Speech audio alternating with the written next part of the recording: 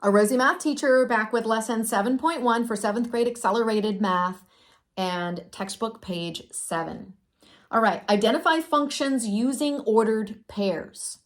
So they want you to identify the domain and the range of the relation shown. Determine whether that relation is a function. And then, of course, explain. So before you do anything else, please analyze each ordered pair and mark for yourself each value that will go under the heading of domain or input, whichever way you want to call it. Okay, so the first value is the x value, also known as the input or the domain. So you notice I've underlined in red the following numbers: 5, 6, 7, 8. Okay, so I would encourage you over to the side to actually rewrite these under the word abbreviation DOM, and then rewrite your y values under the abbreviation range. So what were those x values that I just spoke of? 5, 6, 7, 8. That's not hard to remember. So 5, 6, 7, 8. Then I would like you to write their respective range values alongside each of them. So actually you can kind of see how I'll basically just do 5, 1, 5, 1. Okay, do you see how I'm finding my range values? I can either find it by thinking of the ordered pair and recopying it there, such as 6, 3. So I know my 3 goes there. Or I could have just written all of these in order, my y values, which I'm going to underline in green, y value of 1, 3, 5, 0. So I already have 1, 3. Now I'll tack on 5 and 0. So whichever way works best for you to keep all those numbers straight. Okay, now I ask myself, how do I tell if this is a function? Does 5 have only one value as its range? Yes, it does. Does 6 have only one output? Does the input of 7 have only one output?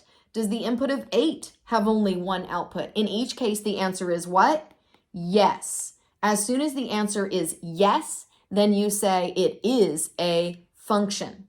Moving on to the example they have ready for you at the bottom of the page. Identify the domain and range of the relation shown. Again, every x value is the domain, every y value is the range. Okay, so I still recommend you go ahead and make yourself write it out. Guys, there's such value in writing things out. It does not take that long. Go ahead and write all of the beginning numbers, okay, in those ordered pairs underneath domain. If they occur more than once, you really only need to write them one time. So for example, I can see 13 is happening more than once, but I only need to write it one time. So domain 13, I will write that. It has a coordinating range of 8. I will write that. Then I see I have 14. Have I written that yet? No, I have not. But I do see I have another 13, so I actually want to go tackle that first. I've got another 13, and it has a y value or a range of 0. So I'm also going to put 13 with a 0. I just want those to all be in the same section. So I've taken care of 13, 8. I'll cross that out. I've taken care of 13, 0. I'll cross that out. Do I have any more 13, somethings? Yes, I do. I have 13, 4. So I will write that next. 13, 4.